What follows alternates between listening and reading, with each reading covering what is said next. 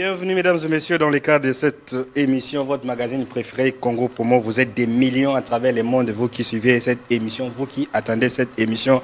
Nous saluons particulièrement ceux qui nous suivent à partir de la ville de Bandundu-ville, qui ont réagi par rapport à l'émission de la fois dernière.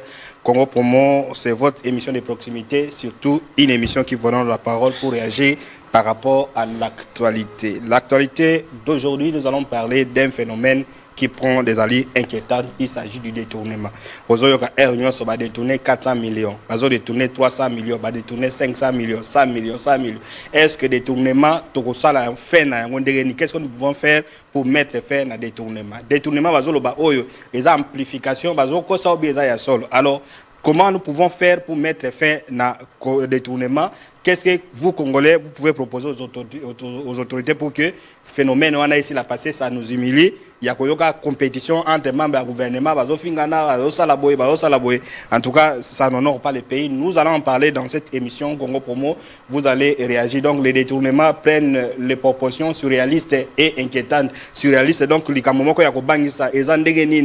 comprend plus rien. Nous allons vous accorder la parole et puis nous allons également parler de la situation dans la ville de Kinshasa, notamment à ce qui concerne la réhabilitation de la voirie et surtout le problème des loyers qui coûtent extrêmement cher. Mais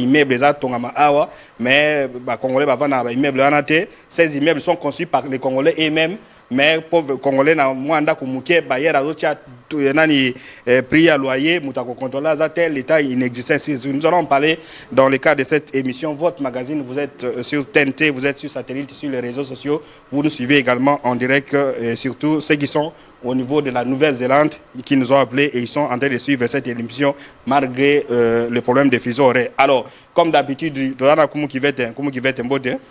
Mbote ndeko Michel, mbote pe na ba téléspectateurs ba congolais nyonso ba pesa Congo Promo confiance pour na ko informer bango biso tozali wana biso ndenge nzamba pesa biso grâce ya koloba liboso na bine laxite ke biso tozama yele mais zaka ka ngolu nzamba sala biso mais nyonso oyo ezali ya mboka tokoloba yango sa kofinga mutu mais kozongisa mboka ezala na nzela pona ba congolais nyonso ba se retrouver na mabele ya bakoko na bango olieka ka groupe abatu moko boy ba se retrouver ezali option Oyo Congo Promo et puis tu continues jusqu'à l'infini. Voilà, et ça option il y a Congo Promo, et ça paye na cahier de charge à Congo Promo, et ça paye ligne éditoriale à Congo Promo. On dit Congo Promo promotion des valeurs, les valeurs républicaines, bah valeurs d'Arabiso. Nous on ne parle pas des individus, nous parlons du pays pour que Mboke liboso. Et nous sommes très contents que Makamusu Mboka et Bani Kobonga à travers Congo Promo. Congo Promo à l'Obaki Batali va réagir. C'est notre fierté, c'est pour faire avancer les pays et surtout Makamusu concerné population. Alors, comment qui va être un détournement? Je ne sais pas si Natango ya Mobutu concept, je sais que le concept existait. Et puis même Tango ya Laurent Désiré Kabila, Tango ya Banane détournement, Zaki Lokomoro ya Sony. Et Lokomoro ya Sony, mais aujourd'hui détournement. Nous allons mettre les images. Vous allez suivre même un communicateur, il y a IDPS qui dit que et communauté Dada. Donc, Dada, on a détourné 11 millions, on a 15 millions. Nous allons mettre même un pasteur qui dit que détourner à Sony. Les comiques non, nous détourner à Sanani. Alors, quand les gens disent détournement, ça vous fait quoi? Il y a comme on a qu'un Congolais, Azama Kilane est Congolais, bien qu'Azana poste dans le gouvernement, bien qu'Azana poste dans l'institution, mais il prend tout l'argent du pays, on est tenté de les regarder, on est tenté de les voir. Ndeko Michel, Makamwane bandi le lote na yoka kabande ko na biso IDPS tango balekaka soki ba communicateur soki banani na mona pays mon côté. En dehors des journalistes, des formats où il y a des communicateurs, des journalistes ne gagnent rien, mais des communicateurs, des communicateurs, des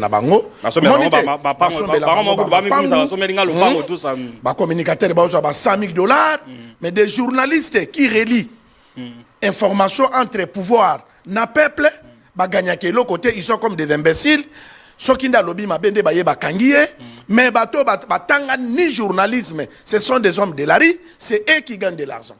Et ça, la makaka na RDC. Et puis, na mandaka ya Félix Tshisekedi, qui est journaliste, baza koyo kanate, mais bazoa valeur ba pesa na ba communicateur mutuku taza koloba, et zo kota nango ba tuté mais po na bango, po na komo na ba journaliste comme baza ba producteur. Azomi beta tolo ke na oto kutana mo asomelinga lupango, na oti na poto, tozalaki na poto, nazalaki boye mais mutu moko eza domaine za été. Donc tout ça même ba confrère na biso de lo ba mbongo na régime o baza ko se glorifier mais c'est une façon il y a manque il y a respect ya ba journaliste mbongo ebimaka pas ba journaliste était mais mbongo ebimaka nde et pas ya ba communicateur oyo muto aza ni journaliste fidèle muto moko azalaka pe ni na parti politique ka po ba yebanaka na ye ou bien relation moko boye ou bien na compte à loge batie wana et non bakisala yo Macron ye azala siko na Vietnam na moment où dosa l'émission il est allé avec les journalistes beaucoup de journalistes une centaine mais au moins le président Macron a que nous a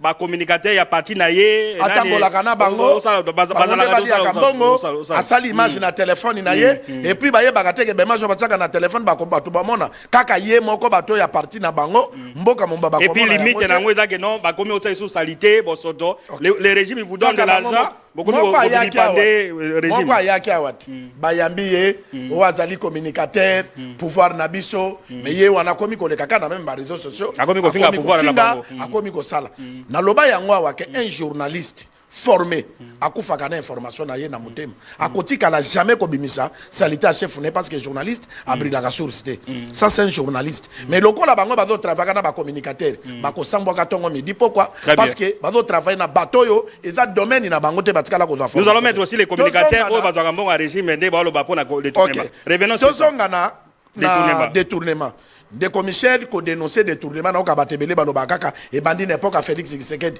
ba détourner kambongo mais époque Kabila oyebi luso lobambiti azalaka ministre na ya justice luso lobambi a dénoncer awa avec 15 milliards et bunga par an tout ça par an mbongo e bunga aye ko dénoncer mbongo oyo Congo Brazza atindaka na RDC autant de millions oyo ba détourner et puis tango batangaka tipo na ka détourner malgré bakanga été si Kabila longwa tikala ko za fonction te mais Snell fuda 32 millions disons à Brazzaville. On comprend?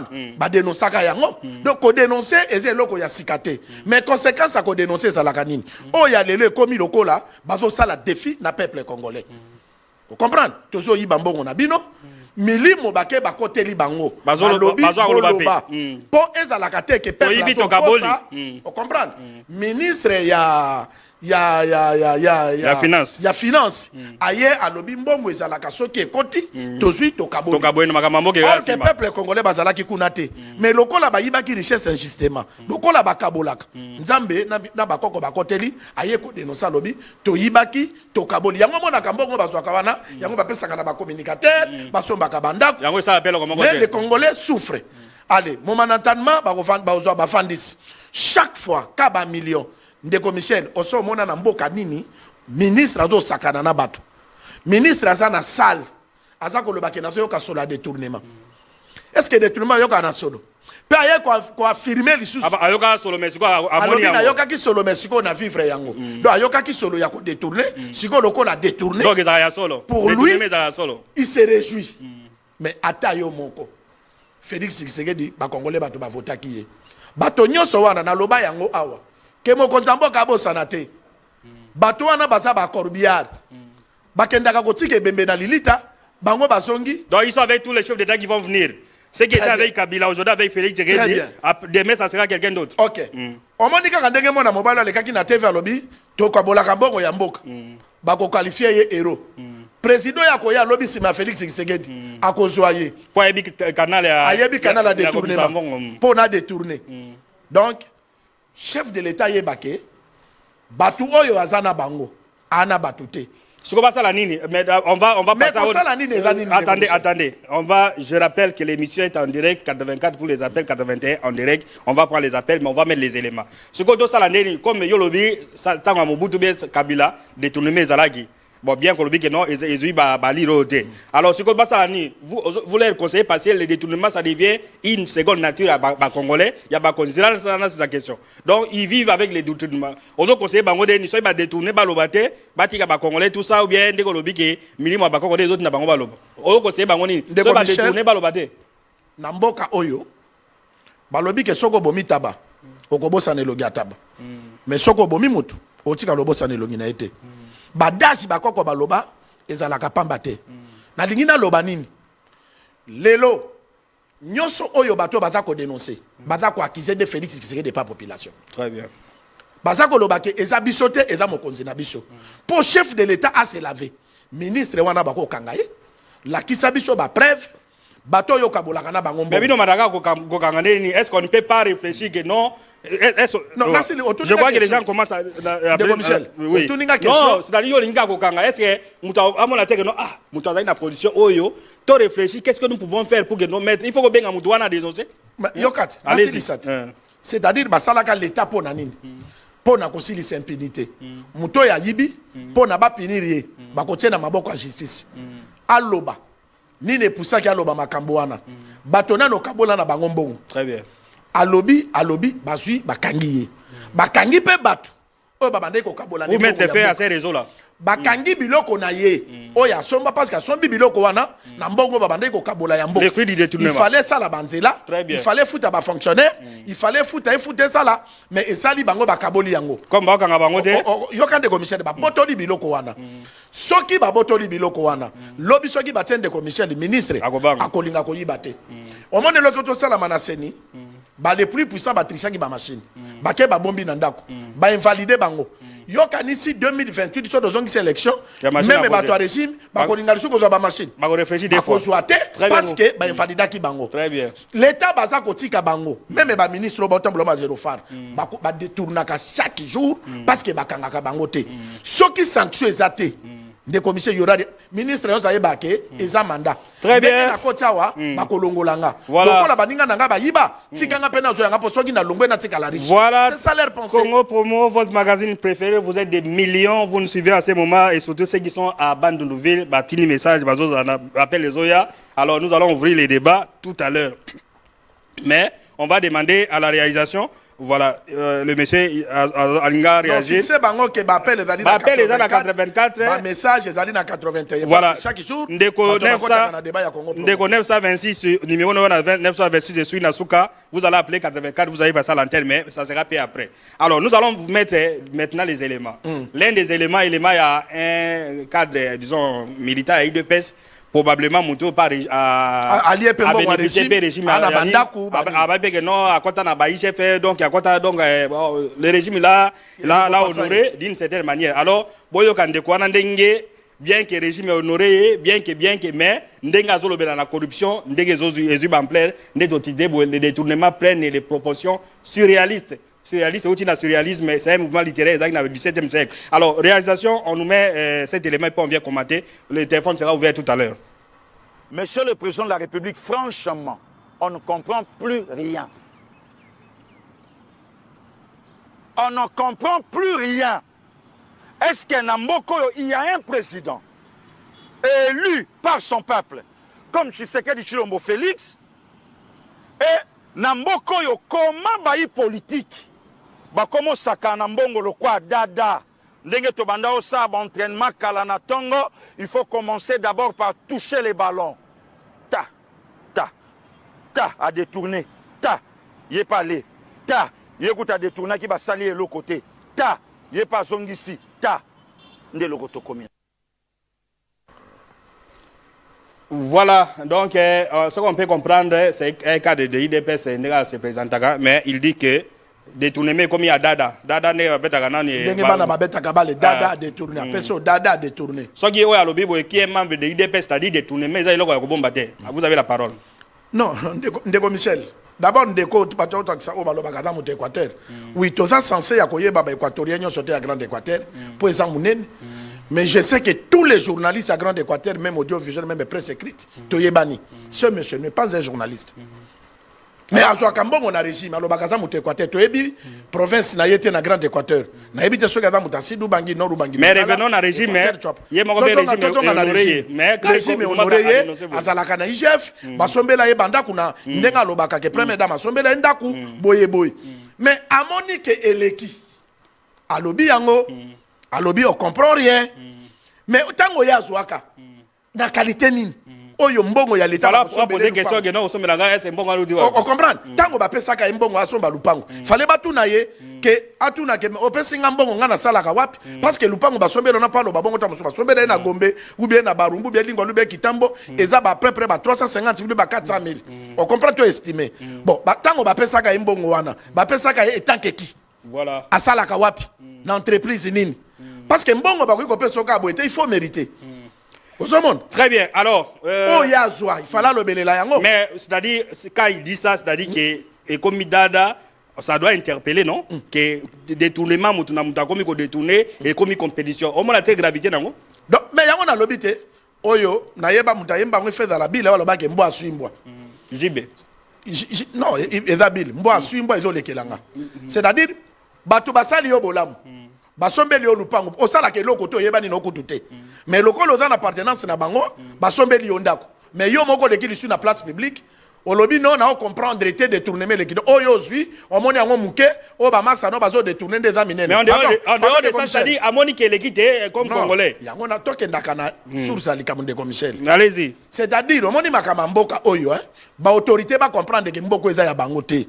Mboka oyo ezali ya nzambe na bato batangisa makila. Omoni biloko tango batipo bazo ya koloba. Ça prouve que na makila ya boye tango Pierre atuna tango Jean atuna ki Pierre na libanda babenga ngabo bino bobenga nganani balobi les fils de Dieu vivant bakonza mboko fallait babanga mboko ba ke mboko ezamboko eza sacré pona ba Congo Brazza ba détourna kambongo ti yo soma na ministre moka leki alobi très bien comment qui fait richesse ya Congo soko on va ouvrir le débat on la toujours pauvre parce que le bagi Pierre avec sa piso Pierre na Jésus ce sont des pasteurs.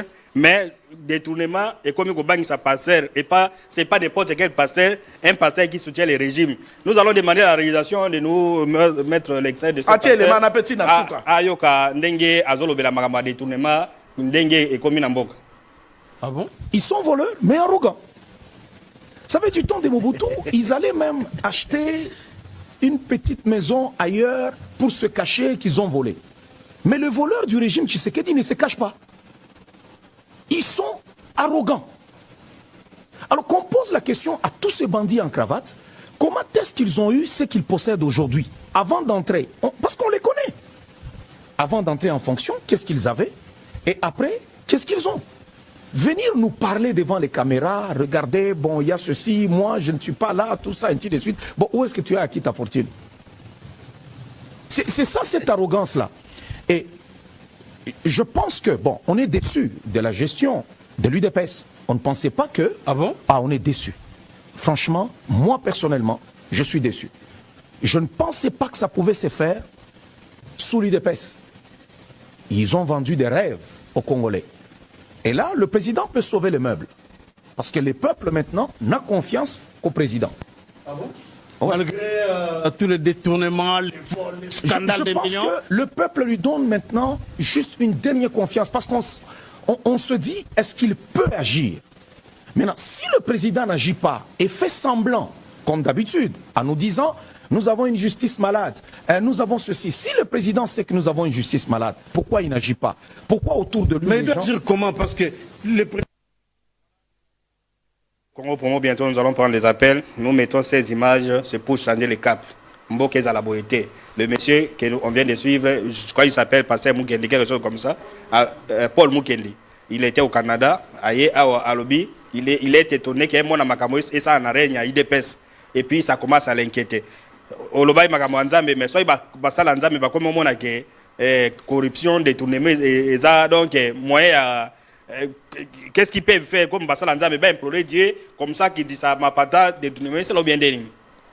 Ndeko Michel bon kobenga mutu musala Nzambe na Congo eza lokola mutu nyonso soka za na domaine ya médecine azaka docteur eza l'infirmier eza la mutasala kana pharmacie eza la laboratoire soko bengi docteur nda sepeli eza lokola na sacerdoce tout le monde ils sont devenus ba pasteur biloko ndeko ya lobi eza ki pasteur te ezo la kisamuru wa patrie. Parce que y a qui qui poto aye awa na mbongo ya régime babengi aya awa mais oya moni eleki aye kuta mboka ekufi mais bato bazo détourner ba millions ndeko Michel est inconcevable nana koki kondima yango ennimé eza lokola na ndaku na yo otiki bana baliete mais yo na baro tondisi milangi masanga na mesa bato bakomono za mutaliboma. Très bien. Pour nzamba peso bana peso ndako zo nourrir bangote pour kende coller sabato alibanda. C'est ça des choses qui se fait ici en République démocratique du Congo. Les gens construisent des maisons privées, mais la population congolaise, bazo la ka Nicolas ba moto, bazo la ka na balabala, bazo salaka buso mais baza ko défendre. Non, si nous disons ça, nous avons confiance à Félix Tshisekedi. Pour Moutouko langa na ko photo qu'un ministre awa pas à la présidente de la République. Mais to photo que Félix Tshisekedi makambo ezo sala manana ko protéger biso. Très bien, vous devez dire yenda ko pesa ba instruction na justice bakanga batwana baluka ba ministre baza compétent pour na ko sala misala. Nous allons mettre aussi le ministre de la Justice et mon père Abigé à mon niveau détournement. Donc, même justice, c'est ce qu'on détournement. Prenons ces messages. Bonjour Congo pour moi, félicitations pour l'émission Nabino. Je voudrais dire ceci en ce qui concerne les détournements. Je demande au président Félix d'entendre ce qui s'est dit, de prendre des décisions pour que son mandat se termine en beauté. Bonjour Congo pour moi, je suis en train de vous suivre à partir de Kingasani. Je m'appelle Prof Bad. Félicitations pour l'émission. La corruption des détournements, c'est un nouveau mode de vie, ça ne va pas finir. Et puis, bonjour Congo Promo, Nazola Nabino na Kikwit. Félicitations na émission. Biso awa Kikwit makambezo tambola mate malonga pour le détournement. On prend notre message Otika Nakota Kikwit. Bonjour Congo Promo. L'arrêté du nouveau gouverneur de la province de Kwilu pose déjà problème. Ça, c'est notre débat. On ne va pas en parler dans le Congo Promo d'aujourd'hui. Bonjour Congo Promo, félicitations à l'émission. Mais corruption est aussi la Neyeni, Mbongeleki est belé, détournement, Mbongeleki est belé. Alors, soyez qui de comme il y a beaucoup d'argent à la Banque centrale, détournement est aussi la dette. C'est-à-dire, nous avons qu'à sur la détournement. Inquiétude, il y a tout Congolais à l'ININ. Ministre mais entre-temps, les gens peuvent appeler 84. Yo monaki ministre à justice. Voilà, on commence à appeler ici. Tanga monaki makambezanga tina oba congolais ba ko gagner teneti balongola imilitaire. Appeler 84 de Joseph Kabila étant que sénateur en vie. Balongola kiti. Est-ce que Congolais a gagné ni? Ote to kanga matata pogno. Pour nani pas détourner Bukanga Lonzo. Mais c'était simple.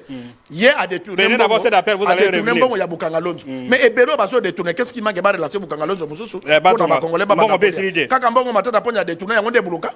Très bien. C'est ça des choses qu'il faut les faire. Allons de ko obengu api kombonan.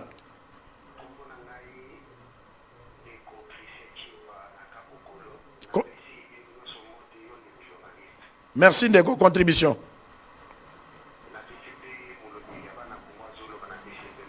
Mbote papa. Nalingi naloba nazaka kana ngamba makanisa zopesa zoloba makambo ezali ya bien ezali réalité au biso nyonso ba congolais lelo to découvrir que makambo nsalema na bato bazolata cravate bato oyo bazaka na gouvernement ba ministre babo mamboka makasi. Alors ponanga esengeli Tshisekedi to mokonzi ya mboka azwa décision ye moko poso kazeli atikali na mbula misato to 3 ans soki esili ije kozala nini résultat ekozala ndenge nini ekozala négatif to positif.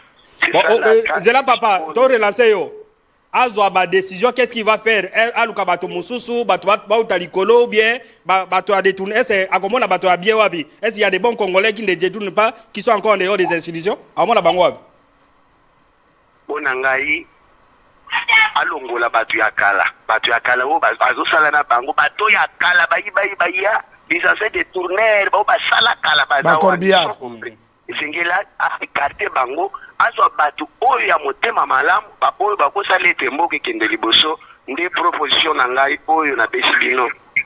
Merci beaucoup, très bien, merci, félicitations. Alors, na relancer yo idée wana, c'est-à-dire que bato ya kala bayiba koyiba, c'est-à-dire que ba bangelo côté bazo bato asika ça aussi. Allons de Kombote, combo contribution. Allô, bonjour. Bonjour, combo contribution. Comment là, monsieur Roger? Oui, contribution. Contribution nangai na lobby boy. Moto ya IDFS o alobi ke moyibi bazo besa ngo dada de tournement. Na yoki moto a place a réagi abi mais yepe akala katia zambongo. Mais yala ina kechi se bakabeli ya so mo andako asominda ko tisa. Mais azo déployer détournement après ce qui nous a détourné dans moto azo sala na kesa l'État. Mais il y a ça la bakabeli mbongo asominda ko le problème.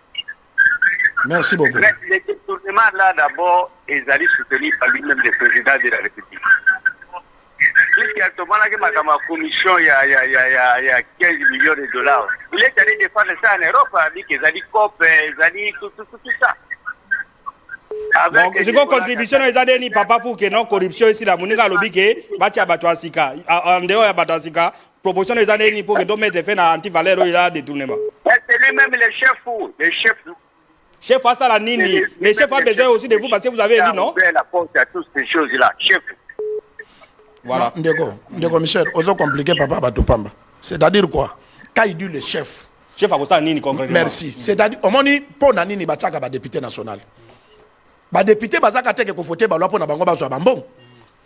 Mbonge zo yiba mana. D'abord c'est d'abord mbonge na ko yamande ko na to répondre no bato babengi. Mbonge zo yiba mana mboka. Député bazui mosiki ya union sacrée bache wana. Balingi ko sanctionner te ko kanga ba ministre wana te. Ça continuera. Est-ce que chef de l'état bando dans la dictature ya ko loba ke non après ça ka ba loi ke muto yimbongo ba kanga ebo. La prérogative va député ba sala ngode. Il fallait ba député ba jouer rôle na bango. Olanda qui Eliezer Tambwe, ancien confrère na biso parce qu'elle est là député national. Alors ba inine, ceux qui tolingi to interpeller ba ministre. C'est même ko ya bureau et vendre la ngo. Pona nini caméra banga ka pression. Ceux qui le caméra le ba benga ministre bon bon moni chef. Caméra ko si mon komi balé mi sa do aller. Caméra zo combattre yo. Pona boye. Alors très bien. Tout le monde pas topé ba bon mboka et ça biso ba militant. Toujours l'ingate ba autorité ba sala misala na bango, c'est ça qui tue la République. Voilà, prenez cette appel vous dites. Allons Ndeko, bengi api kombo nani? Bonjour Ndeko. Voilà. Olobi non Ndeko aza en ligne. Contribution. Allô? Allez-y, Ndeko. vous êtes en ligne. Fais ça combo contribution. Comment on a dit na bengi na yolo comme on a dit. Ndeko di dimne volume à télévision, contribution na yo. Ouais, contribution na ngeza boy.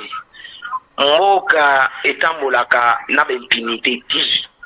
Mokonza l'État ye moko nenga zana donc bilongi to mona banda deuxième république ti lelo e continuera kaka donc batungiso bazala raté. Il n'y a pas des intellectuels na moko oyo bakoki ko kota na institution mboka po ba avancer mboka. Bilongi esali 20 ans, 40 ans, 50 ans kana l'institution Congo. Bakolongwa te. Il y a des jeunes universitaires papa nangai, papa nangai. Ba jeunes universitaires bazali.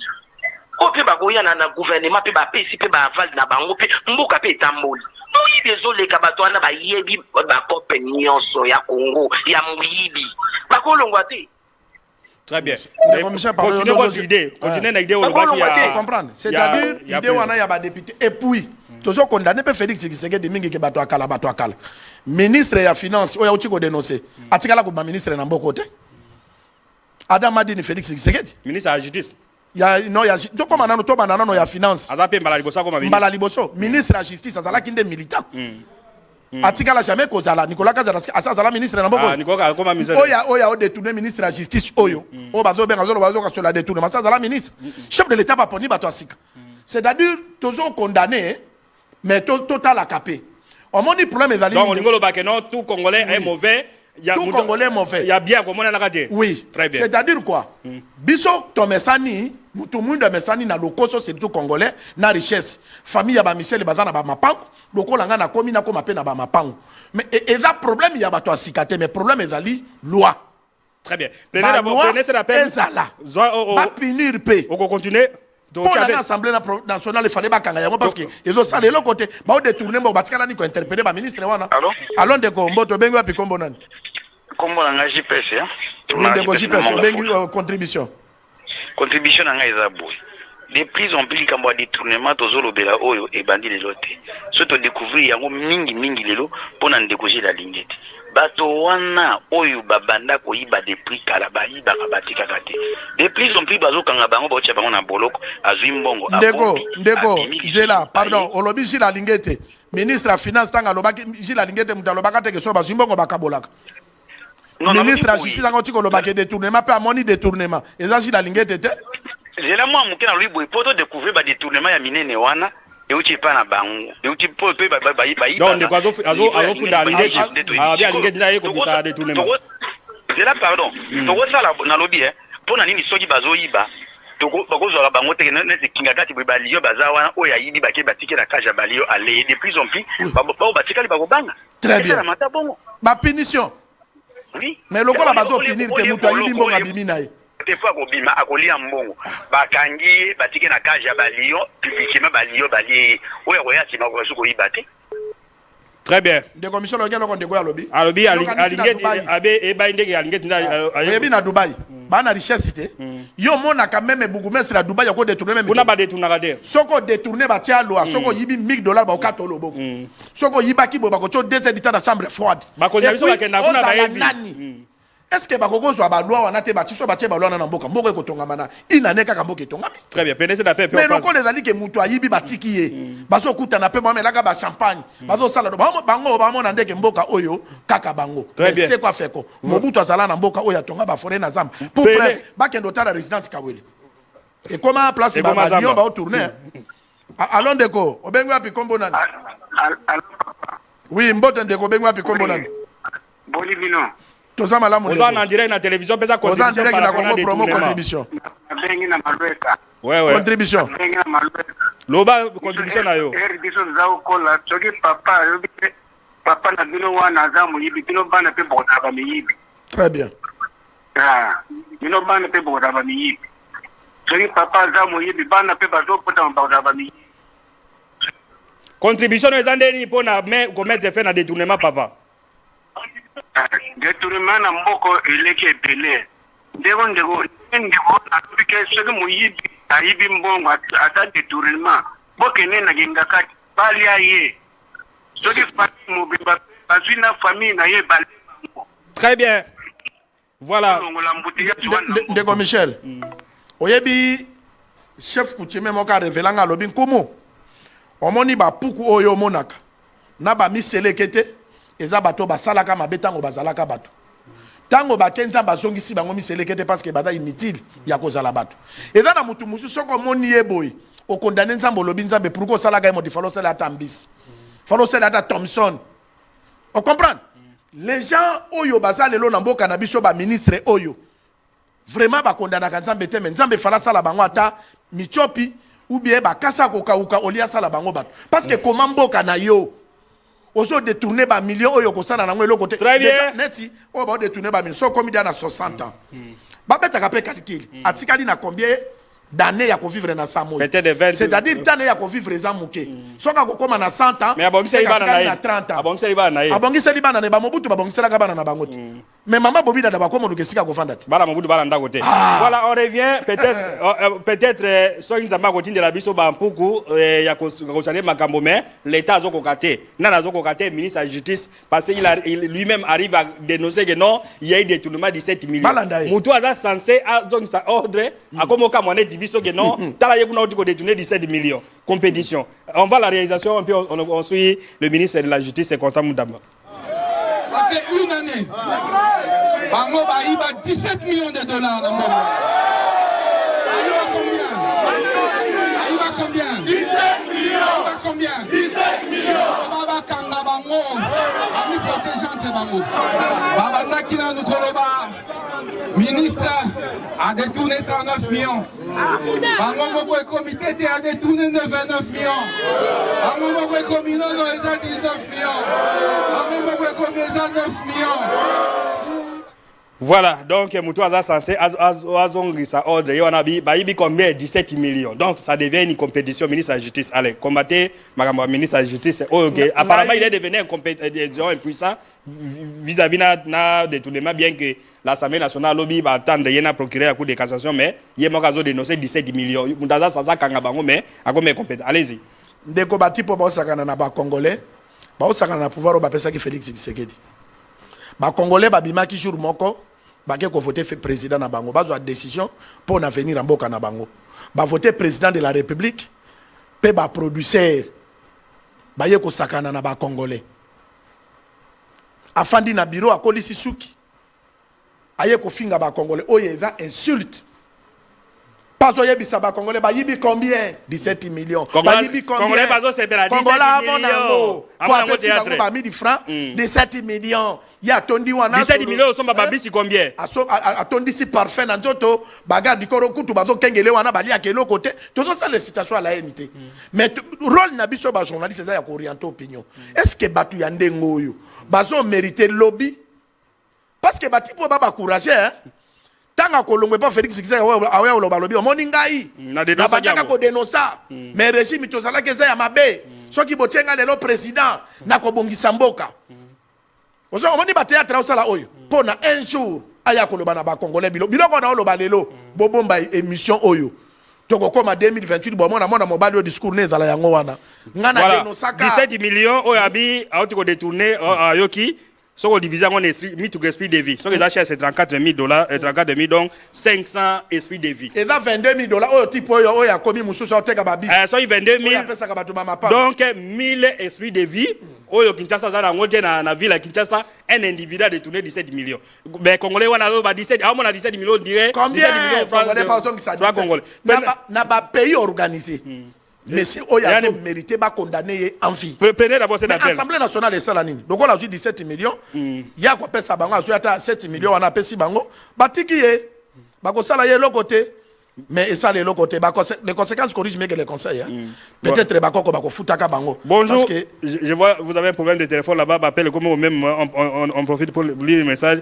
allons ndeko obengi wapi kombo nani ndeko akoti saturation de commissaire allô oui naza ndeko la bengi kota kimbola contribution na tepele émission na makati na tepele na rapport à dit costume jaune ya gris ni voilà alors que c'est le rôle congolais tous les congolais faut pas dans la maïele na denga ko raisonner bongo na kopesa mno l'histoire bon ministre à finance à l'obagi ali bakaboli 30 millions de dollars na présence qui ni on va côté qui rene bakaboli 30 millions de dollars mais dans la mine information bazoyi bisabiso faut pas bombisa courant na ba commune ni batangaki chinois moko c'est coréen moko yaki na $17,000 ozomona kizela kitake bana na souci ya mboka te très bien bango moko na bakoti radio bakaboli 30 millions de dollars mais ce qui japonais moko aye na programme qui a bongisa ba courant na 17 millions de dollars ko bata bongo congolais ni no aza maele te azo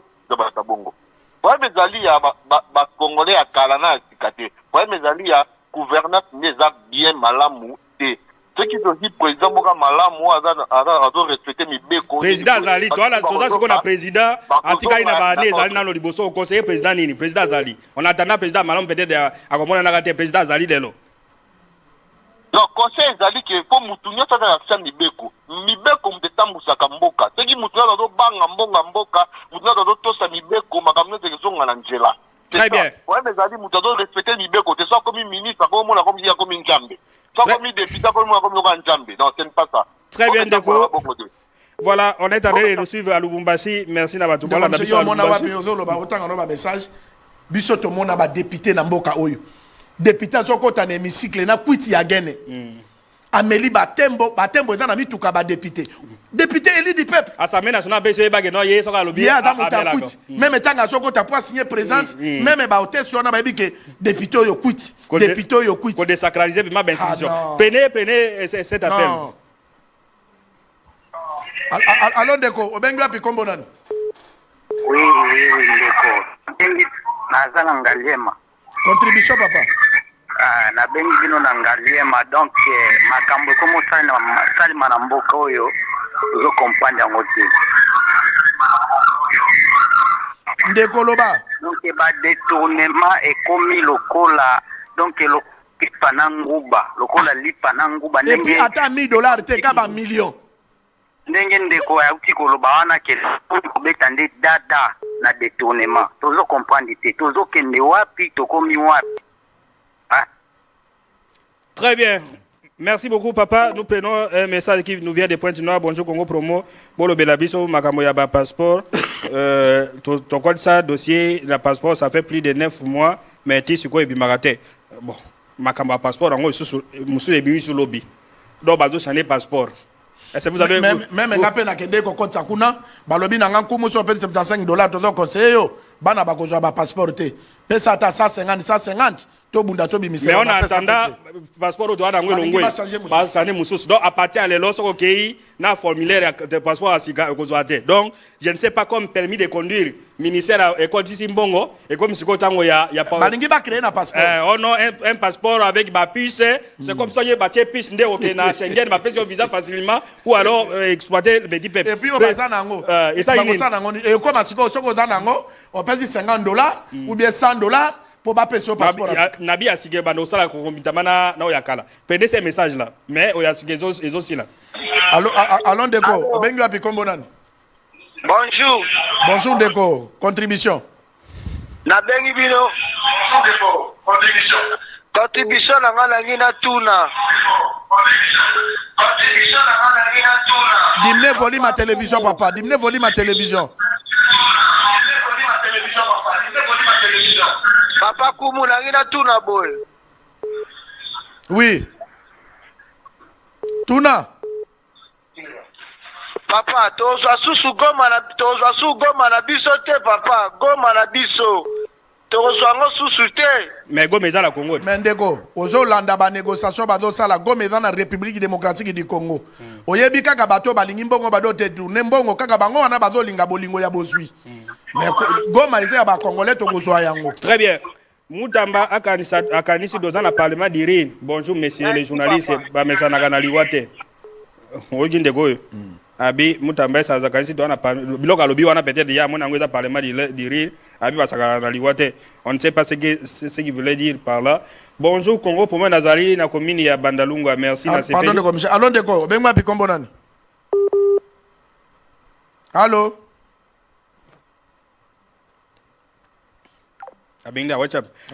Bonjour, Mbote Nazari na commune ya Bandalunga, merci na CPI na émission na bino, mais vous aviez raison, votre opinion. Allô, allô Deko, bengi wapi kombo nani?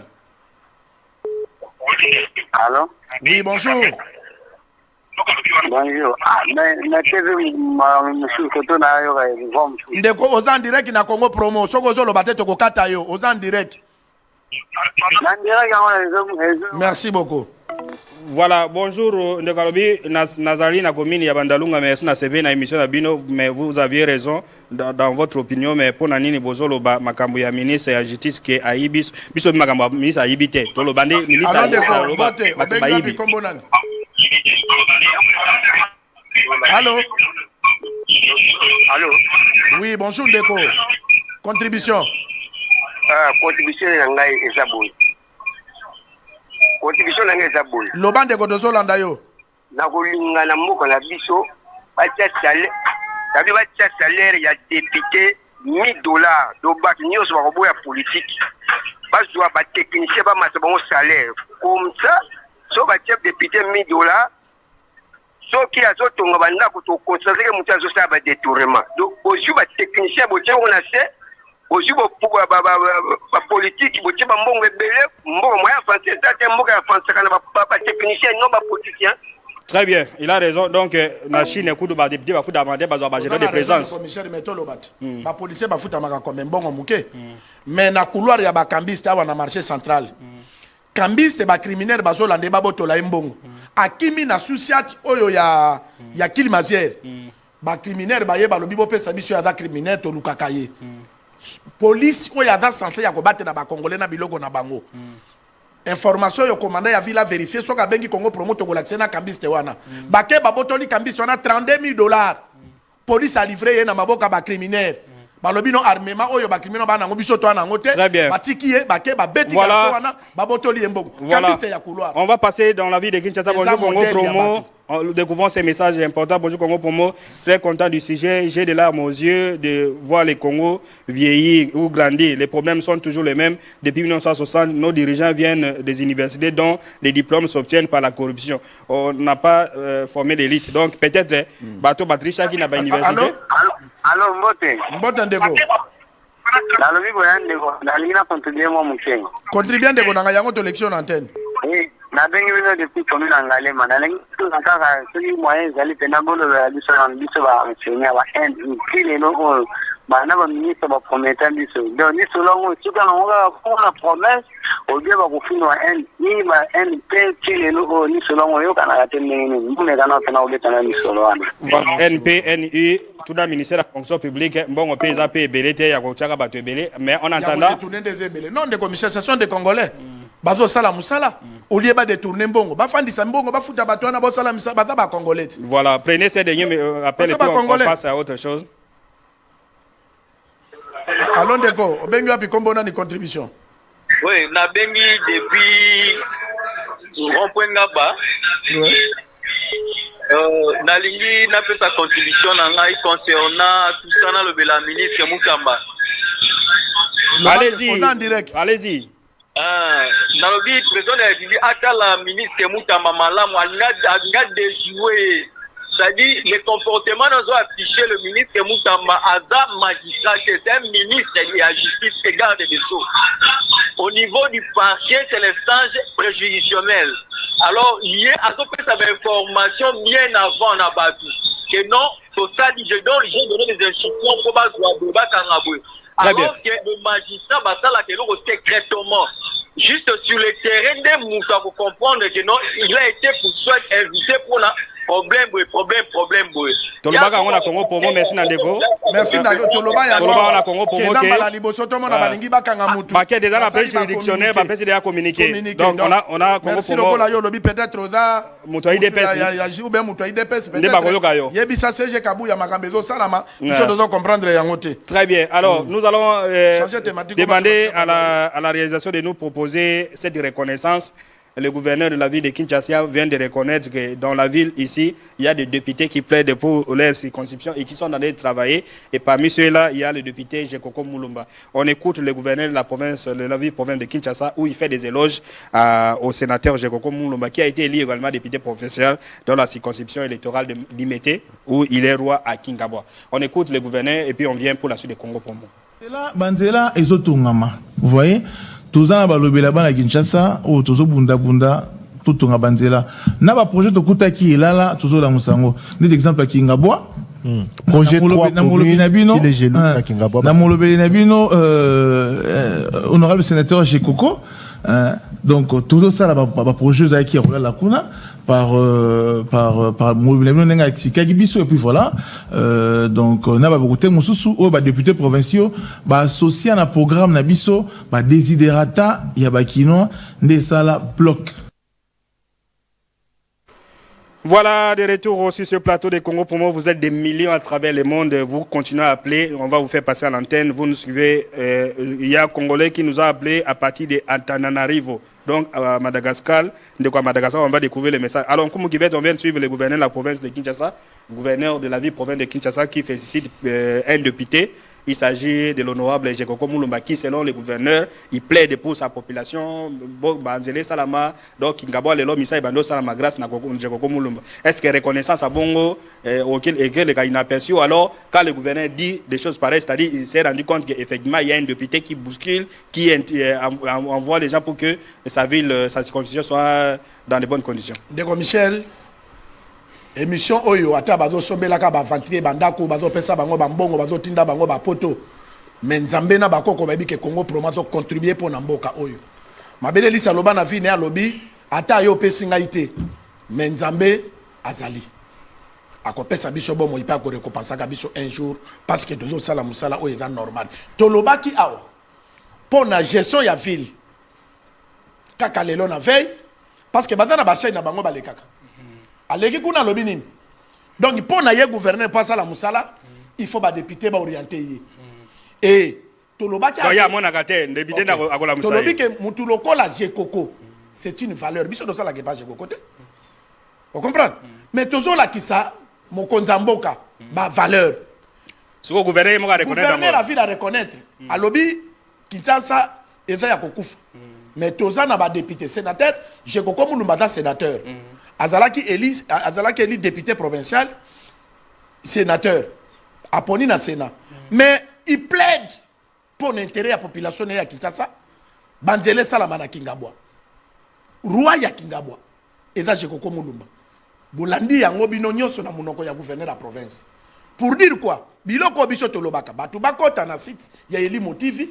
Ba visiter biloko to orientaki gouvernement pour na ville à Kinshasa ils la construire. Motunani bakoki kotia Jekoko Moulumba. Vous comprenez? Voilà. Biso tolobaka wate pona sentiment. On va lobby atangi ba député musukaka dikolo. Voilà. Mais à lobby grâce il y a élu du peuple. Voilà. Honorable Jekoko Moulumba. Nde azako mérité. On va à toi pas. Na bana ya Kingaba bana Kingaba ba bake banzela na bango soki zo sala meza na moto mususu te o ya zala ka soki alieli pa alali il fallait la pona Kingaba et ça c'est comme Mulumba. Voilà. On va à toi pas pour pour voir l'évolution de PDSA 45 territoires et puis on revient pour la suite effet de cette émission. Nous allons découvrir les messages de Madagascar, d'Antananarivo et de Franceville. Franceville au Gabon, ba Congolais ba na Gabon. PDSA 45 à toi pas et puis on revient.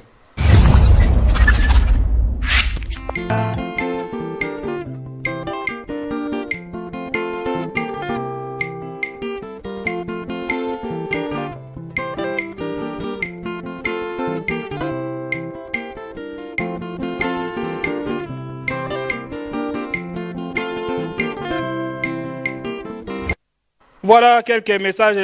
Il vient de nous appeler. Bonjour les journalistes. Mbongo ya bayiba kayango basala na yango nini mbongo ebele boye bayiba kayango ndenge nini nazana komiri yansele. Bonjour Congo Promo, je vous suis à partir d'Antananarivo à Madagascar. Félicitations pour votre émission de conscience. Est-ce que les autorités suivent cette émission?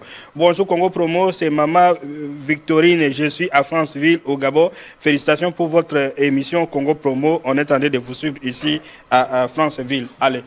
Prenez cet appel et puis on termine par là au dernier mot. Allons de go, Mbote, obengi api kombo na ni contribution. Aya papa, na bengi na komina nsele, kombo na ngai Jacques. Jitenel obakaka, pourquoi ba yibaka biso bongo mingi na mboka o tandis que biso moko ba kolomboka toza ba bola. Les peuples congolais souffrent. Alors, il faut que non batika na nos régimes o que non o yibi bakangi ba to ba pibiaka. Pour moi, il faut te coûter serment beaucoup. Quand tu voles, ou la suivi par des ancêtres. Très bien, Deko, merci beaucoup. Alors, comme on a eu des propositions pour mettre fin à la corruption. Bah, Maboko, Balobi, Basset, Bamodé, Bapesa Balion, tout ça. Alors, bah, on a peut-être des surréalistes, ce n'est pas des détournements surréalistes, mais il y a quand même quelque chose de concret qu'on peut faire pour mettre fin. C'est quand même une humiliation. Il y a comme on a Ernios à détourner. Bah, Tchebiso Lissa va détourner, mais Salami apparemment, et l'équipe même bon, Mobutu Aïba pendant 32 ans. Dernier mot, et puis on termine par là. Merci, Ndeko Michel, pour Nachit, Nanga, Otangi, comme Maréchal. Ngana yoto koma na Kawele na Guadolit tolela Kawele oyo Mobutu atelemi azoka solo ya pelouse ndenge za kobima lelo eza lisusu bongo te échange bakoko baloba ta baliaka makala mine koma kamwindu mokolo wana te bayiba na bango mais c'est le fait qui justifie les moyens na suka tokotu na bango. Très bien. Voilà, donc Mbongo à Congo, Ato Ibi et Silagate, Léopold D a volé et Sulgate, Mobutu Azui, Kasavubu, Lelo, bah conseiller, bah Otipoto, Bazo détourné et Gosilate, le Congo restera toujours, mais il y aura quand même un moment, et ça, on peut dire ça au président de la République qui a été élu par le peuple congolais, 73%, on sait que non, 3 ans nous restent encore, on peut prendre les bonnes décisions pour qu'on mette fin définitivement à cette corruption qui est une anti-valeur, et les autres qui sont détournement, et ça est bien. Mais entre-temps, Congo, pour moi, ils ont une mission à bien. Bolanda Kiango, vous allez nous retrouver ce week-end, ce dimanche, sur votre chaîne. Santé les faire à toutes et à tous. À très bientôt. Au revoir.